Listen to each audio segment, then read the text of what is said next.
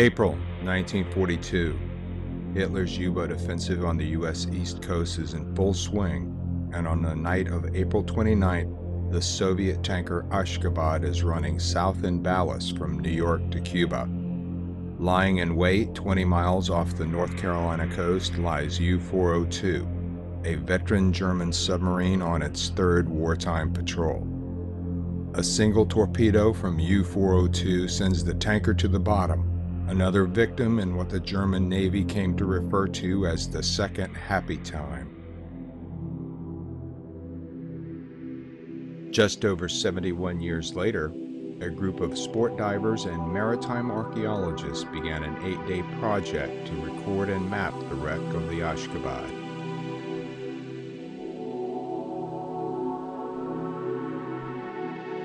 The project was conducted by the Battle of the Atlantic Research and Expedition Group in collaboration with NOAA's Monitor National Marine Sanctuary. The group was formed in the fall of 2012 by Bill Chadwell, a technical and advanced recreational scuba instructor in the Northern Virginia area.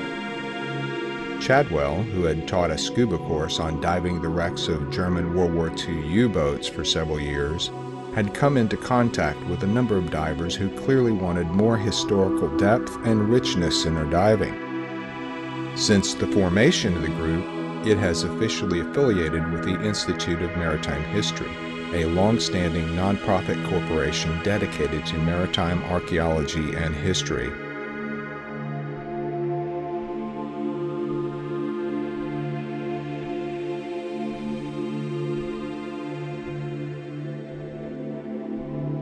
Chadwell credits the early engagement of the Monitor National Marine Sanctuary as the turning point in the group's ability to conduct a competent, professional quality survey on the Ashkhabad. According to Joe Hoyt, the sanctuary's resident maritime archaeologist, the partnership between Monitor Sanctuary and the Battle of the Atlantic Research and Expedition Group was a natural one, given the group's interest in historical research and underwater archaeology. Since 2008, Monitor Sanctuary has led an ambitious project to catalog every known World War II wreck site off the North Carolina Outer Banks, of which there is estimated to be over 50 on the continental shelf.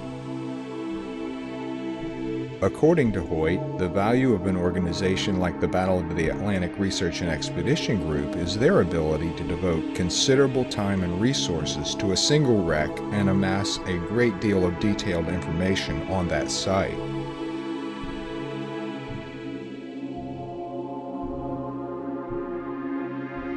The group employed a standard archaeological methodology known as a non-invasive survey, in which only those artifacts visible on the seabed were recorded without impacting the site or removing any overburden.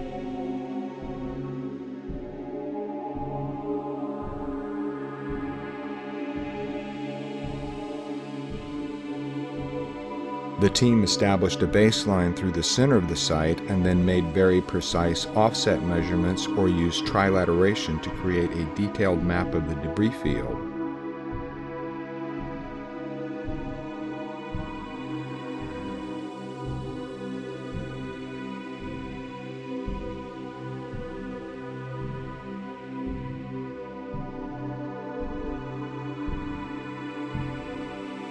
Using established archaeological field recording methodologies, they employed graduated measuring tapes, slates, and waterproof paper for recording notes, as well as underwater photography and videography.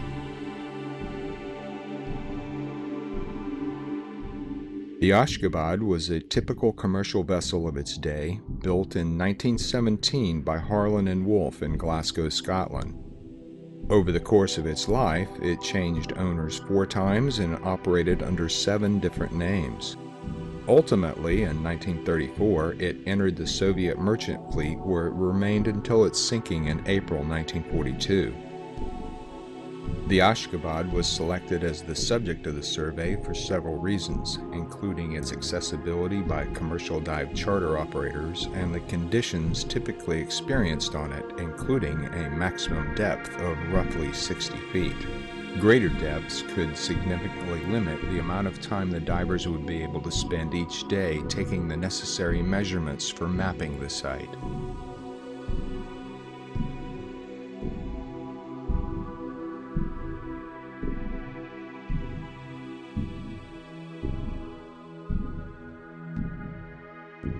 In a twist of fate, Aaron Hamilton, the grandson of a crewman aboard U-402 at the time it sank the Ashkhabad, was a participant in the project.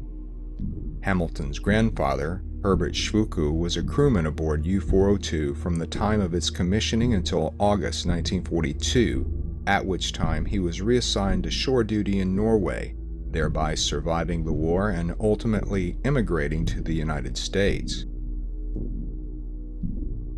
Hamilton, an avocational historian and published author in his own right, has conducted extensive research on the Ashkhabad and its fateful encounter with U-402. U-402 was a Type 7C U-boat, the most commonly deployed submarine in the German U-boat force of World War II. Built at the shipyard in Danzig, U-402 was commissioned in May 1941.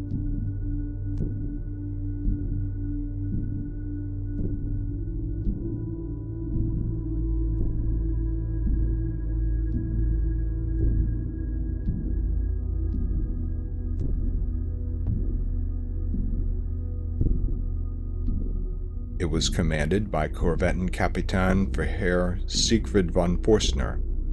Von Forstner was the son of an aristocratic Prussian family who had served in the military for generations. His uncle had commanded U-1 and U-28 during the First World War, and his younger brother Wolfgang commanded U-472 during World War II. Von Forstner was a protege of Otto Kretschmer, the top-scoring U-boat ace of World War II. Von Forstner served as a commander in training under Kretschmer in U-99 and learned many of his tactics.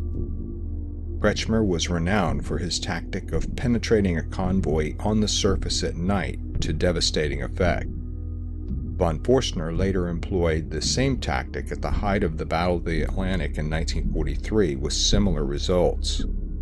Within 10 days of Germany's declaration of war on the United States, Admiral Dönitz, the commander of Germany's U-boat force, launched Operation Paukenschlag, the first wave of what would become a major offensive against commercial shipping on the U.S. East Coast. On March 26, 1942, U-402 joined the offensive, departing France on its third wartime patrol. U-402 arrived off the North Carolina Outer Banks on the 28th of April after having operated for several weeks further at sea. By the evening of April 29th, U-402 was operating in the vicinity of Cape Lookout to seaward of the major north-south shipping lane. Due to the bright moonlight that evening, the first freighter encountered spotted U-402.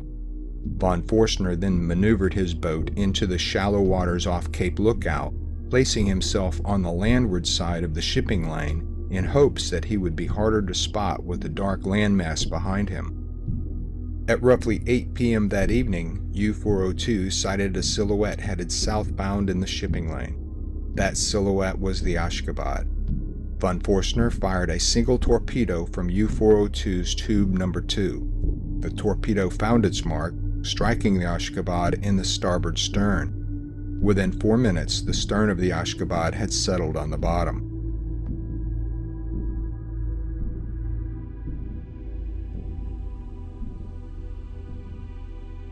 After the war, the U.S. Coast Guard demolished the wreck as a hazard to navigation.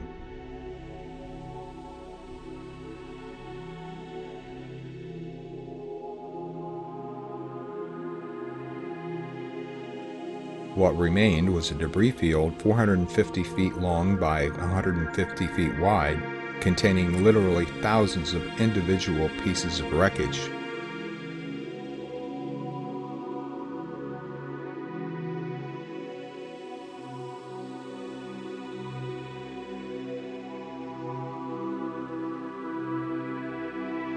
Although blessed with 8 consecutive days of spectacular conditions, mapping the site proved to be a challenge for the team.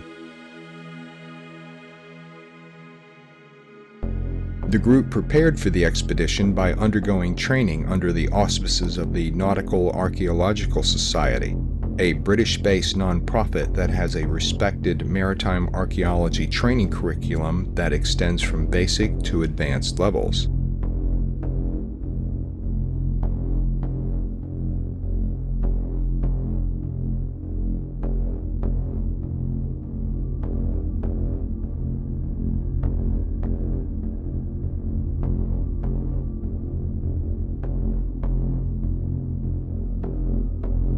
During the training, the group learned underwater archaeological survey techniques that served as their experience base for conducting the Ashkhabad survey.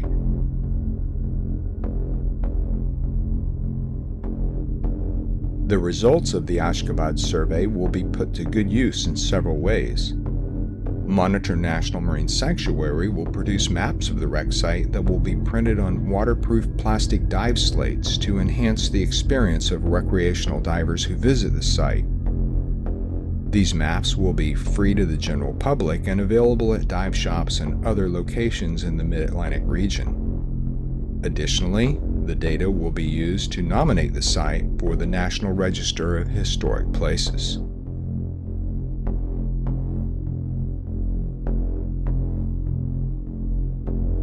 The Ashkhabad project was significant for the Battle of the Atlantic Research and Expedition Group in that more than 7 decades have now passed since the Battle of the Atlantic came to American waters. While once seen as perhaps little more than junk piles on the seabed, these wrecks are now rightfully taking their place as historic relics of one of the most important naval campaigns in history.